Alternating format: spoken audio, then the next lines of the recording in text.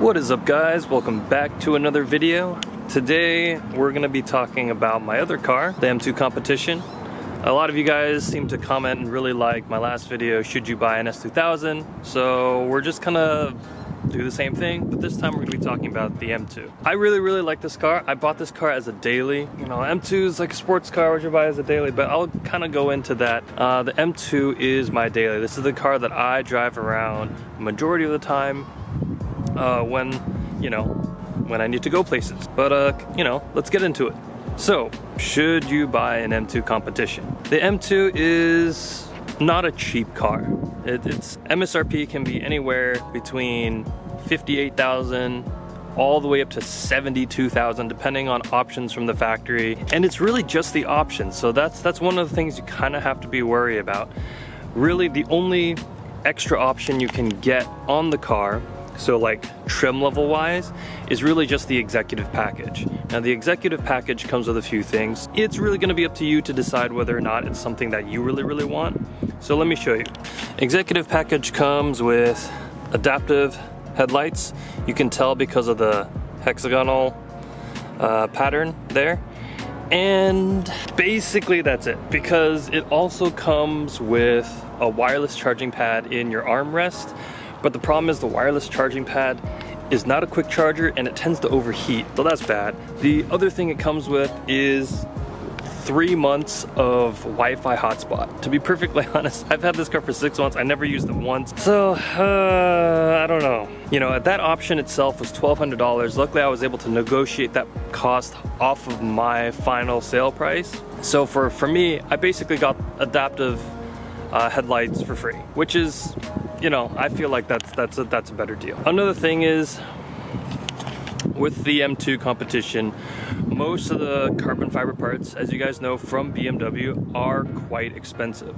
So things like carbon fiber side skirts, the rear spoiler, the rear diffuser, front lip, things like that, those can all be dealer installed options. However, they're very pricey. Just the front lip, it's like almost $2,000, right? So and all that stuff gets rolled into the MSRP, which is why sometimes you'll go to the dealership and you'll find one that's at like $69,000. And that's really just because they put it like the M Performance exhaust, which is like $4,000, and they put on the side skirts or the winglets, which, you know, just like little carbon fiber winglets, which aren't even that big, and that's like $1,000 option right there. So it gets kind of ridiculous. So for me personally, I went with a complete base model manual transmission with the executive package, and I got mine for $58,000 MSRP. That was my sale price. Now out the door is a little bit more just because taxes and fees and other stuff like that, but my sale price was $58,000, which is pretty good. Now, one of the things about the M2 that I freaking love is just how good the car looks. The car, in my opinion, is one of the most aggressive looking BMWs that they've kind of ever released. Like, let me show you. So it has this really cool, like, aggressive front bumper. I like the 3 little indents there. I mean, they're useless, they don't really do anything. But if you kind of take a look at the car, you know, it has this really cool honeycomb grille design. I don't know, it just looks mean. You know, I definitely accented it with my wrap. I kind of made it more look like a, you know, mean mouth. But you know, you have that. It just looks really aggressive. And personally, that's one of the reasons why I fell in love with this car. It just looks so good. Now, if we go along side profile, you know, it's a good looking car. It's got a great view from almost any angle. If you look at the rear, you look how wide the rear is. Like, it sticks out quite a bit comparatively to the front. You know, it's pretty crazy. Now, one of the things that people tend to complain about, however, when it comes to the M2 Competition, is the rear. Is the rear. So you can't really tell right now. Let's see if I can zoom in. But there, right there, that is the exhaust. That is the muffler. That is atrocious. And I painted it black, so if you're standing here, it's not too bad, and it just looks black and it's great. However, that was silver before.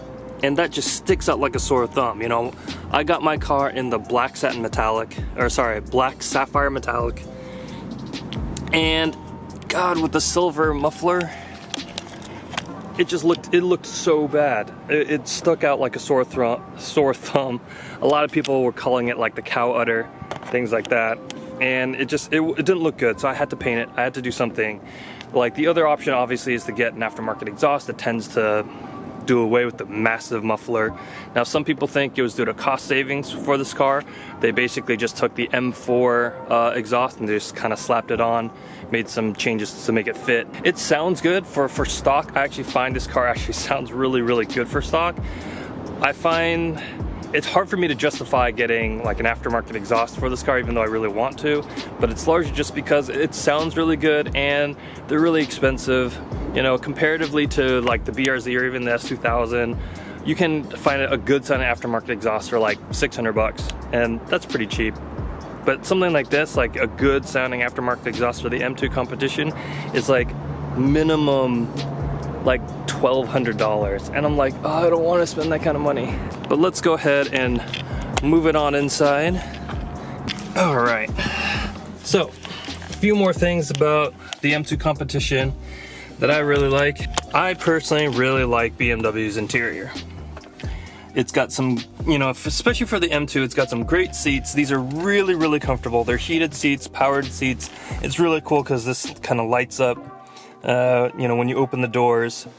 We have the Alcantara, like along the armrest in the door panel here. We have dry carbon fiber here, dry carbon fiber here, dry carbon fiber here. This silver trim I don't really like. I was thinking about wrapping it the same purple as the car, but I ran out of wrap, so maybe I'll do that later. Interior is familiar, right? So if you've ever driven a BMW within the past 5 or 6 years, it's gonna look exactly the same. They've made a few updates. So they made a few updates to the gauge cluster here. It's a analog looking gauge cluster with digital like display. So you have like digital numbers and you know digital stuff down here, but the actual arms are still analog. So it's kind of a cool combination of both, which I do enjoy. The infotainment system it's okay. The sound system in this car isn't bad. It's definitely better than most other cars that I've driven. This infotainment here, the iDrive 6, only comes with Apple CarPlay, which I think is kind of stupid. I am an Android user, and I personally think Android Auto is better, and it doesn't come with it, and I think it's just a missed opportunity by BMW. They really should have just given us both. Here's the interior, back seats. There's actually a good amount of room in this car. It's not lacking in space. It's a good daily driver. And so that kind of brings me to the whole point of the video, you know, should you buy an M2 competition? And the thing about this is that, yes, it is a little bit of a pricey car, right? It's a car that is between $60,000 to $70,000 depending on the options that you get and depending on like the trim and the color and things like. What are some of the benefits, right? What are you getting when you get an M2 competition? M2 competition, it has the S55, which is the same motor that's in the, well, now technically previous generation M3 and current generation M4, the S55. It produces 410 brake horsepower and it's about 405 pound-feet of torque, so it's pretty quick. So a lot of people tend to say they dislike the sound of the S55 engine. You'll see these comments on YouTube a lot, all over the forums. And I was kind of doing some research on that because, to be perfectly honest, I actually think this car sounds great. And I realized that's largely because in the UK and other parts of Europe, the M2 competition comes with something called an OPF. It's like a something particulate filter, right? It's basically like an extra cat along the mid-pipe. And that reduces the sound and it makes it sound really weird, not very good, right? So a lot of the stock M2 competition videos you may see on YouTube are actually largely from people in the UK who have this OPF, you know, thing on their mid-pipe, and that will actually cause the car to actually not sound very good. Us here in the US, we don't have that, right? We don't have that OPF thing on our mid-pipe. It's basically, you know, cat on the front pipe and then straight mid pipe to the muffler, right? Just like on a lot of different cars. And so it sounds way better in the US.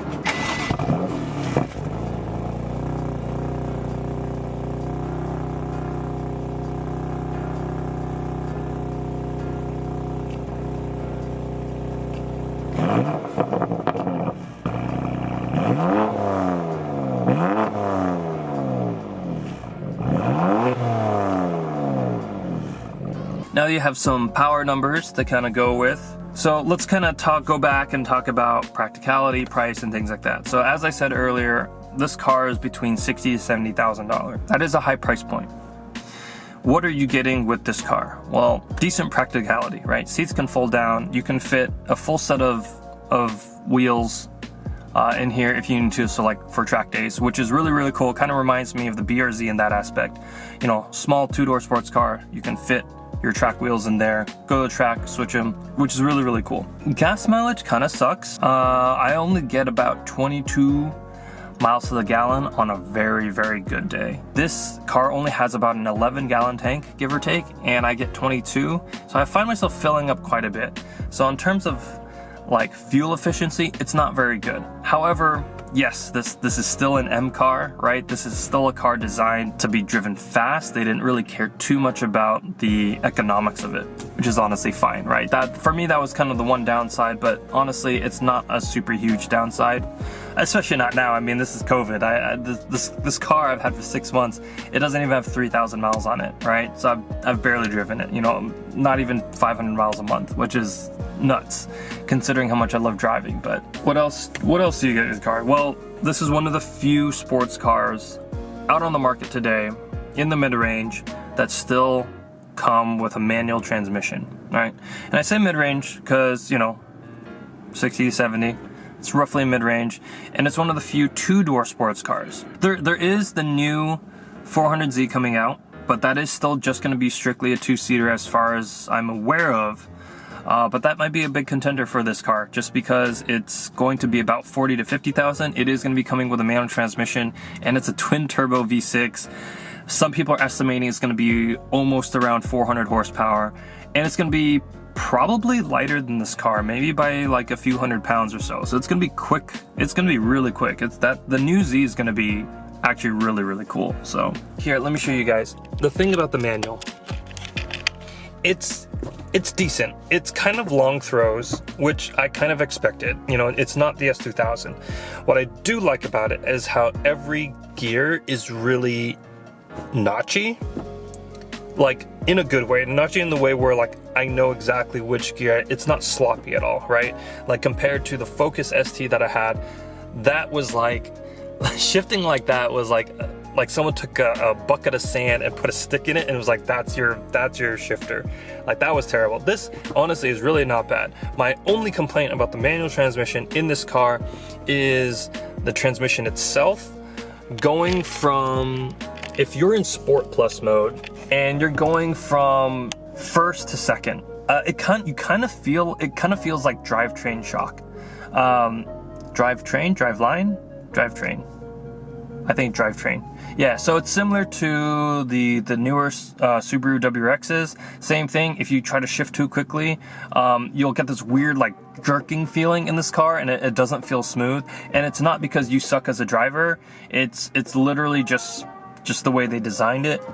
It's only first to second. That's kind of my main complaint, because there are definitely times where I'm going and I kind of want to put a foot down, shift quickly, and it makes me feel like a bad driver, because like all of a sudden the car's just like, you know, and like it sucks, right? So that's kind of my own thing, and it's actually, it bothers me enough that I kind of wish I got the DCT. I think kind of in conclusion, the M2 competition for me is kind of one of the best bang for your buck new sports cars you can buy, because you get so many things, right? You get over 300 horsepower. Right, you get over 350, you get over 400 horsepower. You get back seats, which, you know, people have sat in this car in the back seats before. It hasn't been terrible. It's not ideal, but they're usable, pretty practical. Again, this is my daily driver. I drive this thing everywhere. It's very, very comfortable. The car looks good. You know, it handles fantastically. You know, I'm not trying to give like a full review on this car, but yeah, it's a really, really good car. And if you can get this car for around $60,000, I think you really, really luck out, because it's, you know, again, it comes with a manual transmission if that's what you want, and it feels really good. It's a very good raw driving experience. This car handles fantastically. It feels actually very similar to my BRZ when I had it. Granted, I had a lot more mods on the BRZ. In terms of just like car feel, when you're doing, you know, going into those twisties and the turns, it feels very similar. It feels nimble. This car is 33-ish 100 pounds, and that's really heavy for a car, but it feels so much lighter than it actually is. It doesn't feel like it's that heavy. You do sit a little bit higher than, let's say, the BRZ. The car doesn't have as low a center of gravity, but it feels super, super planted. In MDM mode, like, you can really kick the back end out and have some fun. I haven't done that yet. I do have a track day coming up in December, which I'm really, really excited for. This is gonna be my first track day with the M2, and I'm super stoked. And yeah, it's, for me personally, so kind of like the S2000. If you can afford it, if you're the kind of person that wants kind of a good package, right? If you want to be able to do your day-to-day stuff with one car, if this is going to be your only car, this is actually a fantastic car to go with. If you don't need to carry a ton of people, right? If you want a car that can kind of do everything from going to the track, going up into the mountains, you know, has a decent aftermarket selection, is fast, like this car is fast, you know, like sure, it's not like, you know, Tesla 2.9 seconds 0 to 60, you know, fast, but this car is really quick, especially when you put your foot down. It's a lot of fun. You can't really go wrong. There's really not too much else out there in the same price range that can give you all of that, right? The entire package. Now, if you're someone who just wants the race car aspect, like I want rear-wheel drive, good handling, I don't care about practicality, you know, I don't need back seats. If you don't need any of that, honestly, you might be better off buying like a Cayman, right?